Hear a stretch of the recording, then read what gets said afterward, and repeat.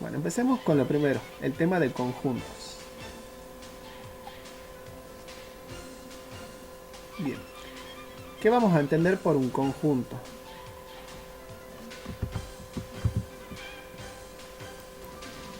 Ahí está. Dice lo siguiente. Definición de conjunto.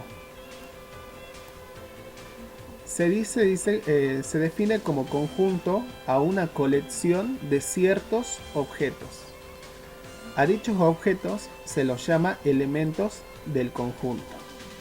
Entonces, para nosotros un conjunto va a ser justamente una colección, o también le podemos decir una agrupación de ciertos objetos. Estos objetos no tienen por qué estar relacionados entre sí.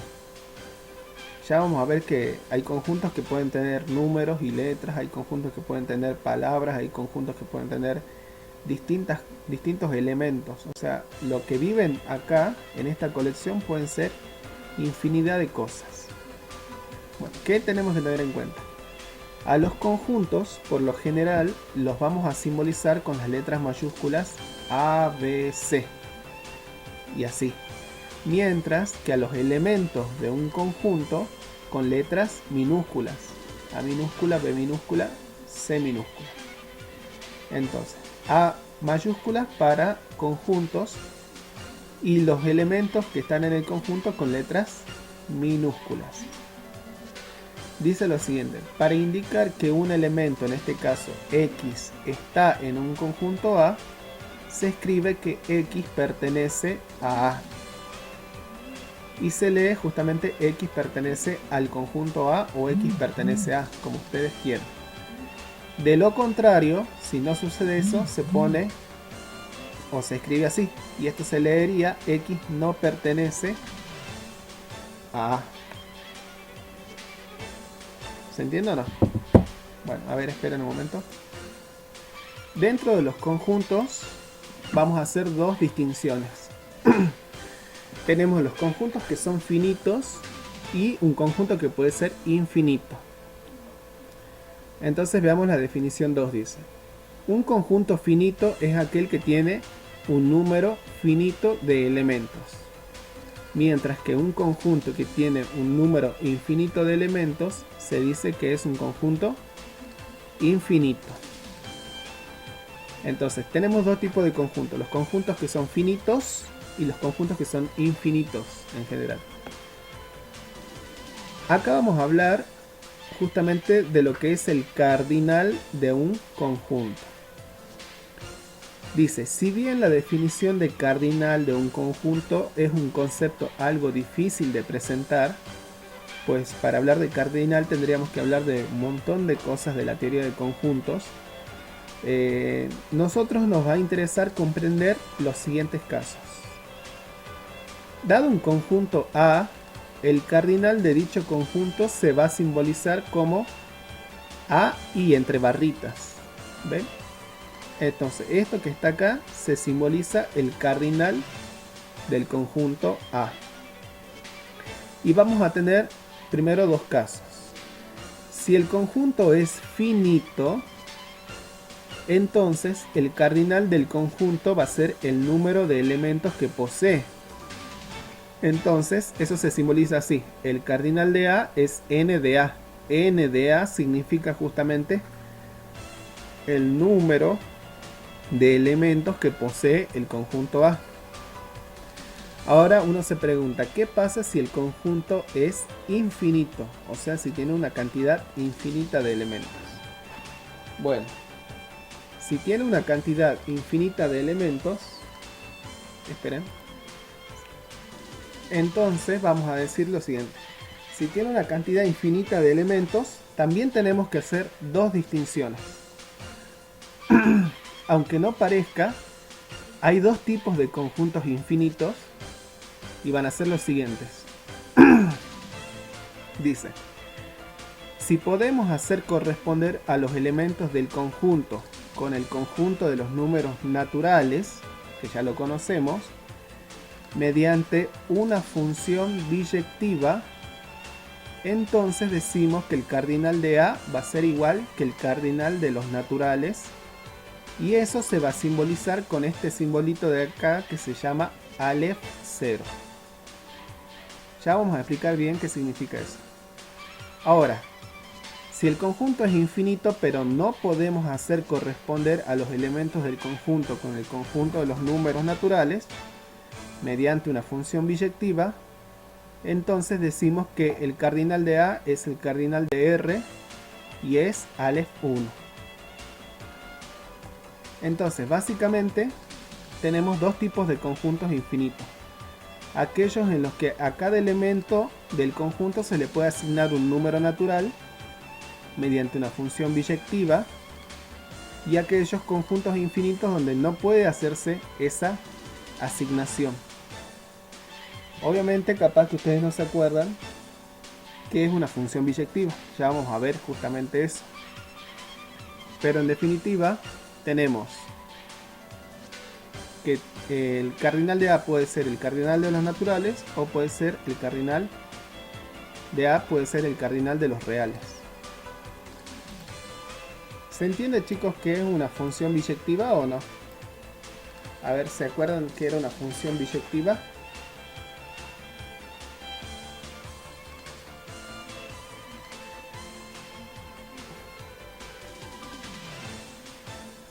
¿Alguien se acuerda o no? No importa si no se acuerda, pero ¿alguien se acuerda qué significa que una función sea biyectiva? ¿Lo vieron o no alguna vez en análisis? Análisis o cálculo. Que sea una función es biyectiva si es inyectiva y sobreyectiva. Perfecto. Bueno, tiene que cumplir con esa. Y bueno, ya vamos a ver enseguida qué significa ser inject y ser sobre. ¿Se entiende o no? Bien. Ahora vamos a la parte de lo siguiente. Conjuntos expresados por comprensión o por extensión. Un conjunto puede expresarse de dos maneras. La primera manera de poder expresar un conjunto es por comprensión.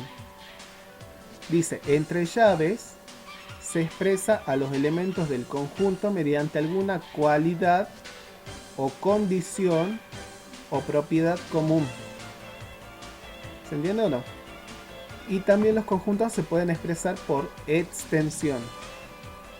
Dice, se expresa entre llaves, se escribe a cada elemento del conjunto separados por una coma. Entonces, hay dos maneras de expresar un conjunto, ya sea por comprensión o por extensión. Observación 1. No importa el orden en el que se escriban los elementos de un conjunto. Eso es importante. Eso ténganlo siempre en mente. Si yo tengo un conjunto, no importa el orden en el que yo escriba los elementos, siempre y cuando estén los elementos de ese conjunto. Segunda observación. Si el conjunto tiene infinitos elementos, no es posible expresarlo por extensión, porque no terminaría nunca. ¿Se entiende o no? Por ejemplo, el conjunto de los números naturales, ¿cuántos elementos tiene? Y bueno, tiene infinitos elementos. Entonces nunca lo podría expresar por extensión, porque no terminaría nunca de escribir los infinitos elementos que hay en n.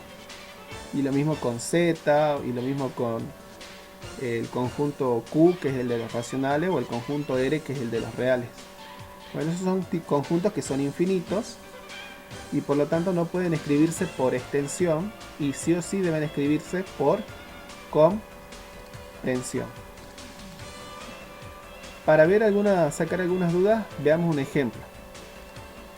Supongamos que deseamos expresar el conjunto A, que va a ser el conjunto de todos los días de la semana. Entonces, el conjunto A expresado ¿por qué? Por extensión, será este que está acá, ¿ven? Ponemos los elementos. ¿Los elementos cuáles serían? Lunes, martes, miércoles, jueves, viernes, sábado y domingo.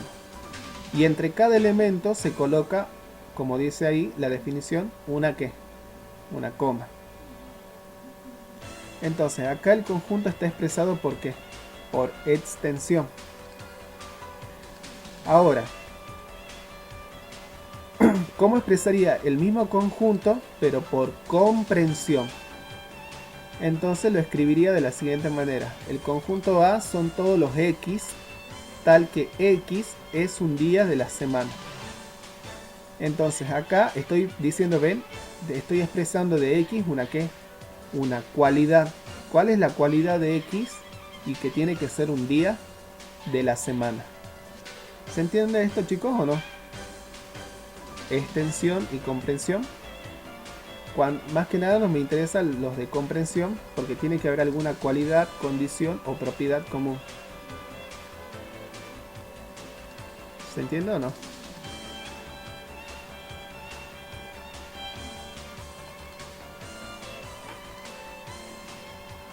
Bien.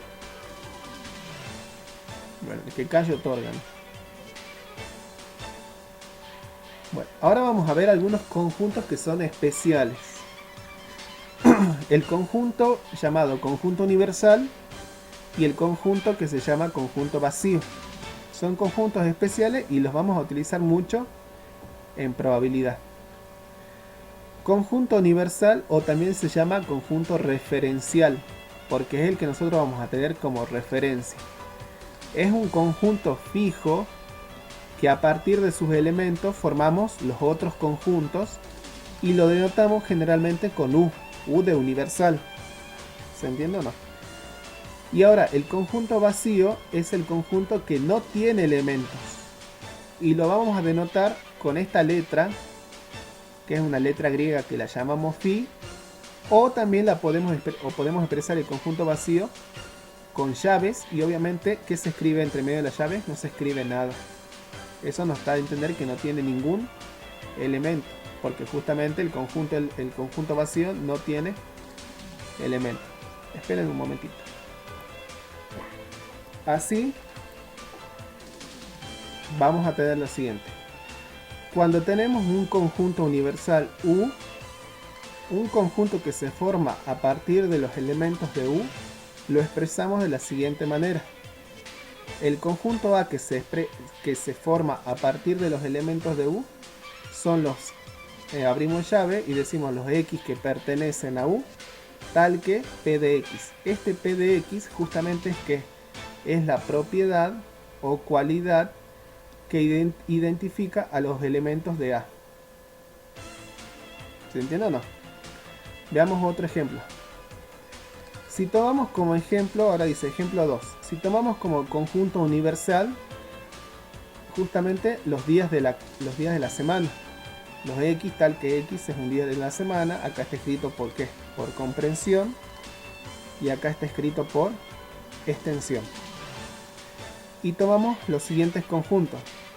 El conjunto A va a ser todos los X que pertenecen a U, o sea que serían todos los X que son días de la semana, pero tal que X es un día de semana, no de la semana. Los días de semana, ¿cuáles son? Lunes, los que normalmente uno dice lunes, martes, miércoles, jueves y viernes.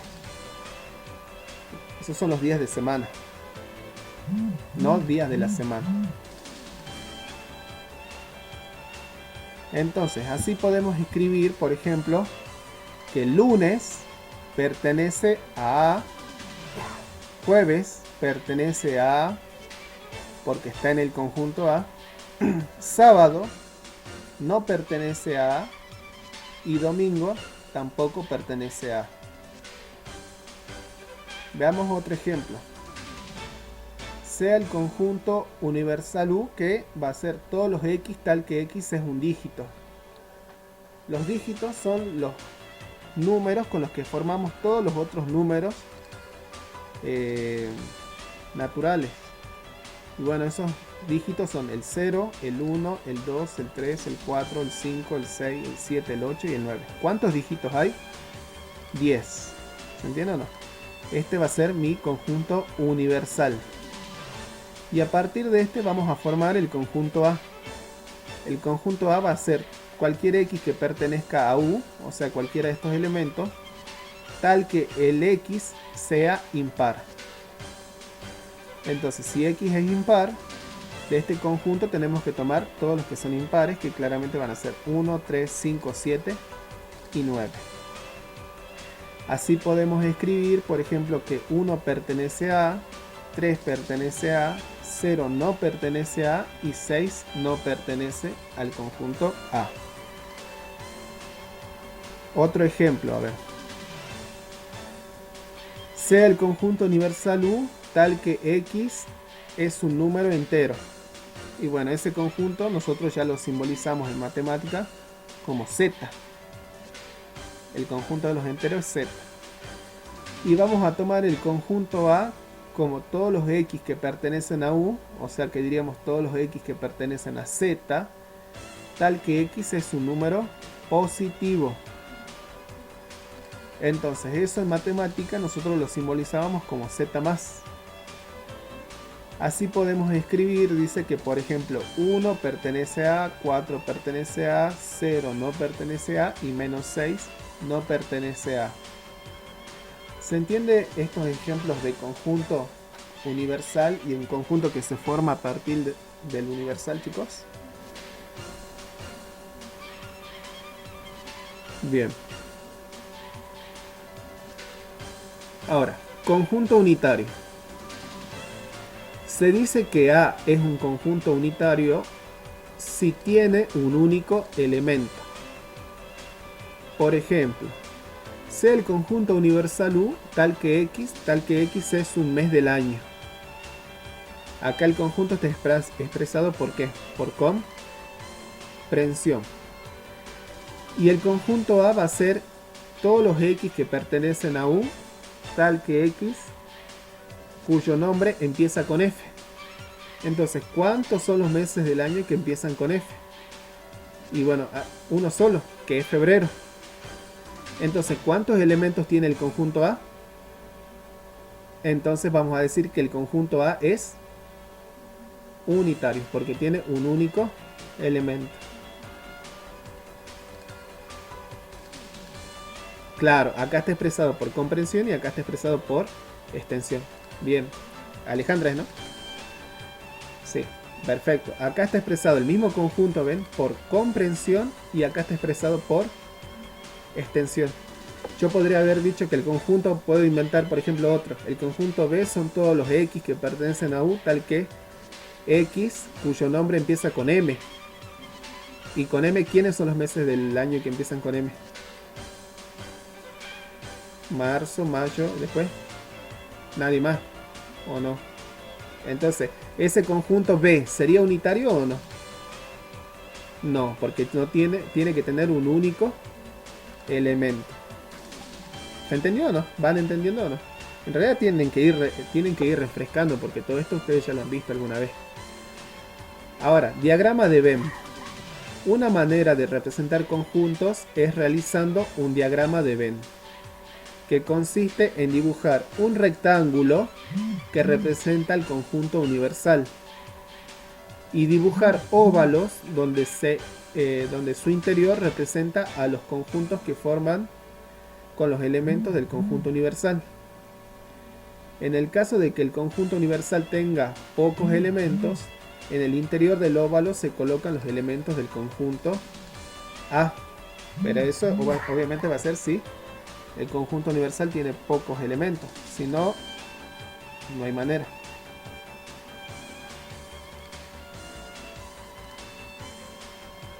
A ver, esperen un momentito. Bueno, entonces ya tenemos acá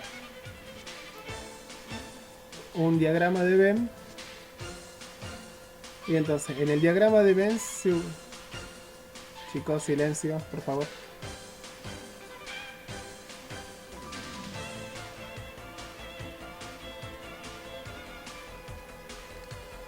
Silencio, por favor.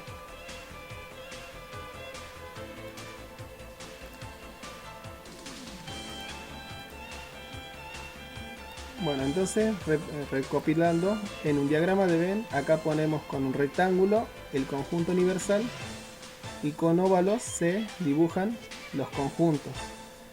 Y acá nos dice, en el caso de que el conjunto universal tenga pocos elementos, en el interior del óvalo se coloca los elementos acá en el conjunto.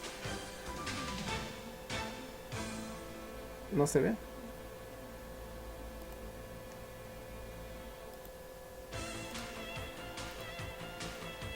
A ver.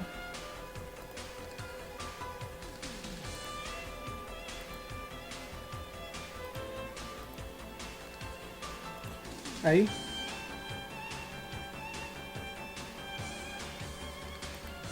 ¿Ahora se ve o no?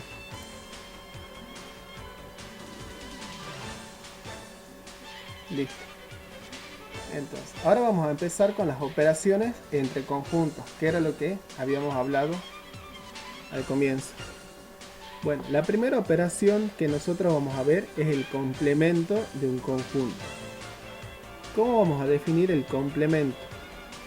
Dice, sea U un conjunto universal y A un conjunto de U. Definimos el conjunto de A, el complemento de A y lo simbolizamos con A y una C acá o A barrita. En general vamos a utilizar esta notación de la barrita. Todo depende del libro que uno busque.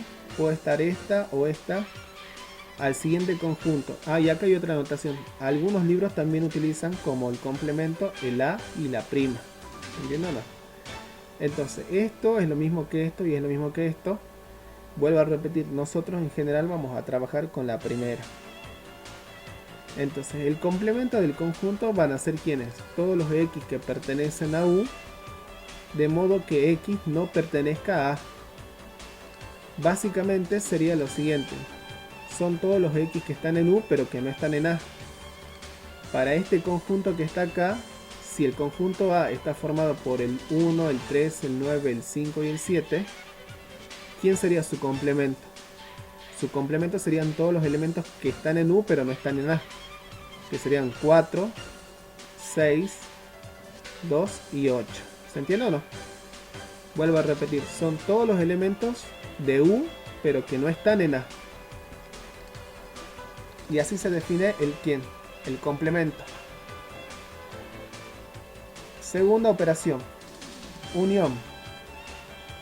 Dice, dado un conjunto U universal y sean dos conjuntos A y B, se define la unión del conjunto A con el conjunto B y se denota A unión B al siguiente conjunto. A unión B son todos los X que pertenecen al universal, de modo que X pertenezca a A o X pertenezca a B. Y acá va a entrar en juego algo que ustedes han visto en matemática discreta. Ustedes han visto lógica en matemática discreta o no. En matemática discreta, acá esto es O. ¿Cuándo el O es verdadero?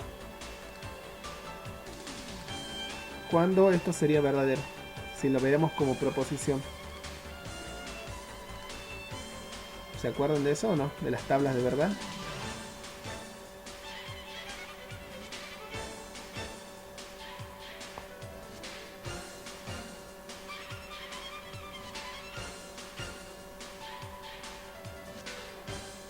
¿Alguien se acuerda o no? Cuando la operación lógica O es verdadera.